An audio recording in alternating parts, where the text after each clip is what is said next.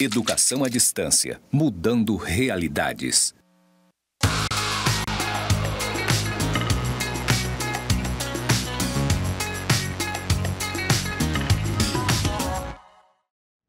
Saudações, pessoas! Sejam bem-vindos aos cursos do Instituto Federal de Educação, Ciência e Tecnologia de Rondônia, o IFRO, Campus Porto Velho, Zona Norte. Você está na licenciatura em Pedagogia EAD e eu sou a professora Anabela Barbosa. Juntinhos estamos na jornada de metodologias e práticas da educação infantil e contextos educativos da infância.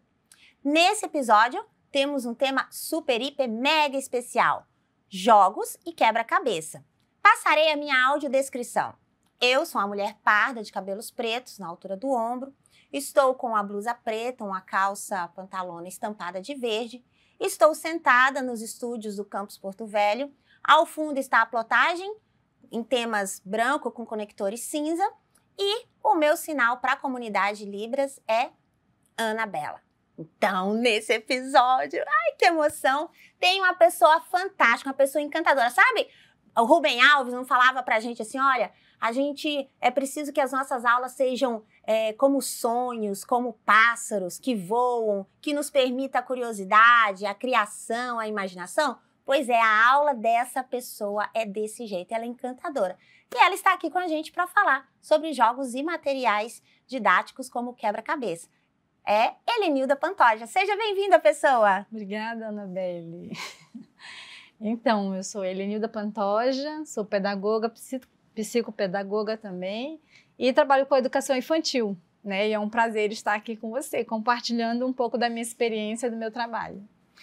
Nesse episódio, a gente vai falar sobre jogos e materiais e quebra-cabeça, que são materiais que são manipulados aí na educação infantil, nos anos iniciais do ensino fundamental, nos anos, especialmente aí de 1º ao 5º ano e ali na etapa da educação infantil. Então, a gente vai falar sobre jogos. Quais são os jogos que você costuma usar na sua prática, Helenilda? Então, eu tenho vários jogos que eu uso na minha prática, né? E eu trabalho muito com questões de jogos dos números, alfabeto também, alfabeto móvel. Aqui. E também com jogos de encaixe. Bom, os jogos de encaixe, como que você utiliza? Para que você utiliza? Qual que é a finalidade, os objetivos didáticos?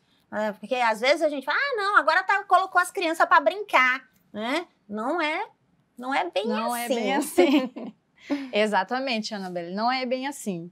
Tudo é planejado, né, com o intuito do desenvolvimento da criança, né, em prol disso. Então, a gente trabalha aqui com os jogos de encaixe, que também se chamam de Lego, né? E aqui a gente pode começar a trabalhar também com as cores, né? Posso trabalhar cores com as crianças, para ela identificar as cores, montar, que ela vai trabalhar a coordenação motora fina, que é muito importante para a escrita. E também podemos trabalhar a quantidade também, Anabelle, porque a criança, no momento que ela vai montando um brinquedo, que ela também vai brincar, mas ao mesmo tempo ela vai aprender. E aí ela vai contar quantos bloquinhos ela montou num brinquedo. Por exemplo, eu montei 3, aí você pode estar perguntando as cores. Quais são as cores que você utilizou? Aí a criança vai identificar as cores. E, por exemplo, a manipulação com blocos de montagem, né, o que a gente está apresentando aqui.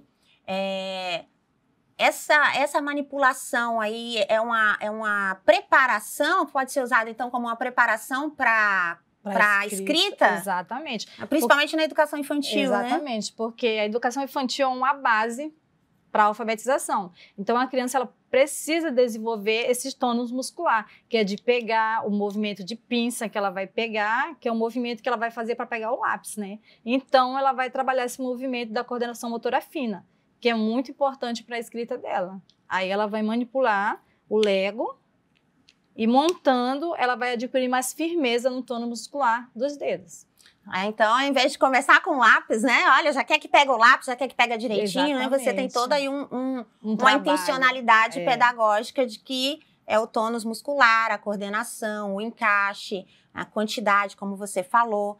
E E os jogos, quais, assim, para você trabalhar com os jogos, qual seria o procedimento? Como que você faz essa iniciação com as crianças? Então, a gente começando a trabalhar com os números, nós temos os primeiros números, que são esses jogos aqui. De início, a gente canta uma música com os números, apresenta os números de forma musical também com as crianças, e a gente parte para ela reconhecer os números. Isso, gente, é muito legal, não é verdade? E, como sempre, a educação infantil é muito lúdico, né? E muito concreto também. E aí a gente trabalha com a musicalidade, aí a gente pode estar colocando aqui, ó, para ela identificar, né? No caso aqui, ela vai trabalhar oralidade também, porque ela vai estar falando, e são objetos já que ela conhece, né? Na casa, na rua, que é um brinquedo. Aí ela vai contar e vai encaixar aqui, ó, quantas bolas ela tem. Aí ela vai, aqui é o número 1 e a quantidade, que é uma bola. Ah, tá, do objeto, entendeu? né? Do objeto. Nossa, olha só que fantástico. Quer dizer, eu não tenho ainda o processo de alfabetização iniciado necessariamente, todas aquelas fases silábica, pré-silábica e tudo, mas ela já faz essa compreensão contextual. Sim, contextual, porque a criança, a gente acredita que a criança não chega em branco na escola. Ela tem uma vivência de mundo, que é a primeira vivência, que é a família, é a casa, né? Então, hoje em dia, as crianças, ela têm uma experiência, vamos dizer assim, com mídia, né? Desde pequena. Então, ela já tem uma noção de quantidade em casa, né, com a mãe, ela vai crescendo. E aí, quando ela chega, a gente já tem um planejamento para inserir os números na vida dela, que é muito importante. E aí, a gente já começa a trabalhar os jogos com os números, que é uma forma lúdica e também uma forma concreta para a criança trabalhar. Perfeito. Você está gostando aí dessa apresentação, né? Aí eu tô ficando assim, olha, esse material aqui, por exemplo, eu não conhecia. Achei fantástico esse material. E como que a gente pode juntar nesse trabalho e utilizar os quebra-cabeça? Então, o quebra-cabeça é muito importante porque ele vai desenvolver a memória visual da criança, que é muito importante, e também a questão do raciocínio lógico, porque ela vai começar a aprender a resolver problemas. Porque ela vai pegar uma peça. Sim. Vamos pegar aqui. Esse aqui tem várias peças, mas de início, como é a primeira vivência escolar da criança de 4 anos, nesse caso, a gente começa com um quebra-cabeça com pequenas peças, 4 peças. Tudo tem aí o tipo do material de acordo com o desenvolvimento da criança, né? Por exemplo, eu não posso começar direto com esse daqui, né? Não, porque ela, como está inserindo a primeira vez de 4 anos na escola, no caso, né? Se ela nunca fez maternal, né? Ou de repente ela não tem em casa esse tipo de material, Exatamente, nunca teve acesso ao material, então você vai introduzir um material com pequena quantidade de peça, que é para ela ter um raciocínio e para poder, possivelmente, mais futuro, com outros jogos como esse aqui, ó, que tem várias peças. Esse aqui tem 4 peças. Ó. Aqui você também pode aproveitar e contar uma história também. Olha só que fantástico isso. Eu não tinha pensado em contar uma história antes de pode contar também. A história. Aí ele já fica aí sensibilizado, né, para a imagem. E aí depois você desmonta a imagem e aí vai ter a tarefa de montar. Nossa, são materiais fantásticos, né, gente? Eu tô aqui, cada hora eu fico mais encantada. Então, nesse episódio a gente falou aí sobre jogos e quebra-cabeça. Qual a sua dica final aí para usar jogos e quebra-cabeça em sala de aula?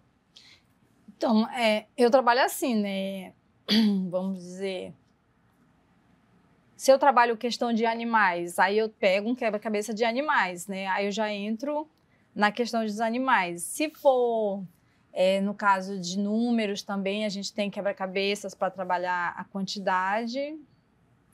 E aí você pode usar, esse quebra-cabeça com o Lego, por exemplo, né? Digamos que fosse um quebra-cabeça de números, aí você já conta a história, usa o quebra-cabeça, vai para o Lego. Ah, tá. Sim, vai para o Lego. Aí a gente trabalha de forma interdisciplinar, né? Matemática, ciência, que é questão dos animais também. Isso é muito importante. Unir os dois conhecimentos para a criança aprender melhor, se desenvolver melhor. Geralmente são atividades ou sequências didáticas ou projetos? Como que você organiza? Então, eu faço meu planejamento com sequência didática também, mas eu também faço pequenos projetos em sala de aula. Vamos, por exemplo, trabalhar animais. A gente faz um projeto onde desenvolva atividades relacionadas a animais, trazer figuras de casa, ou até mesmo trazer um animalzinho que ela tem em casa. Já aconteceu isso, da gente levar e as crianças trazer o tipo de animal que ela tem em casa, né? Desde que seja pequeno porte, claro. E aí já tem toda a emoção ali da vivência, exatamente. de cuidar do animal, Então... Aí tem que ser um projeto bem estruturado, né? E preparado com todo o carinho para que ocorra tudo certinho e que não venha prejudicar a criança. Somente ajudar ela no desenvolvimento dela. Ai, que tudo, né, gente? Adorei. Esse episódio, então, tem essa proposta, né, de você conhecer como manipular alguns jogos, alguns materiais. Lembrando sempre que todo material que você for utilizar em sala de aula, como a Helenilda comentou, é um material que você tem que planejar antecipadamente, né? Você tem que organizar o espaço, você tem que conhecer o material que você vai trabalhar com os seus alunos.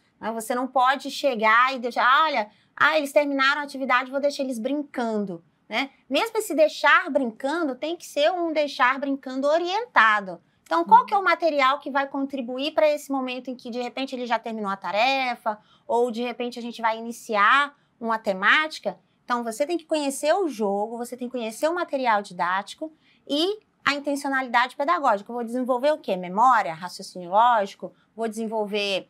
oralidade, como a gente viu aqui, né? Que aparentemente quem olha não pensa, olha, vai desenvolver oralidade?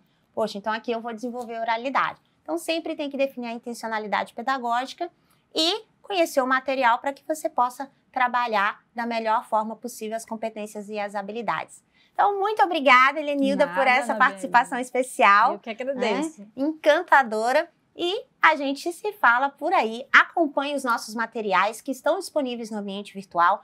Acesse, né? Claro que aqui a gente fez generalizações. Se você quiser saber a fundo como organizar as intencionalidades pedagógicas, o plano de aula, acesse a biblioteca virtual, que também lá tem todos os livros necessários para o seu aprofundamento.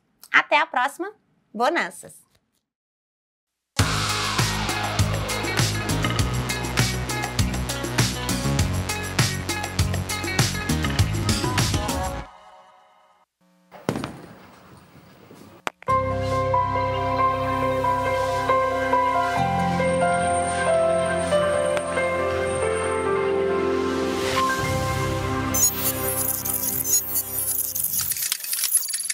Educação à distância, mudando realidades.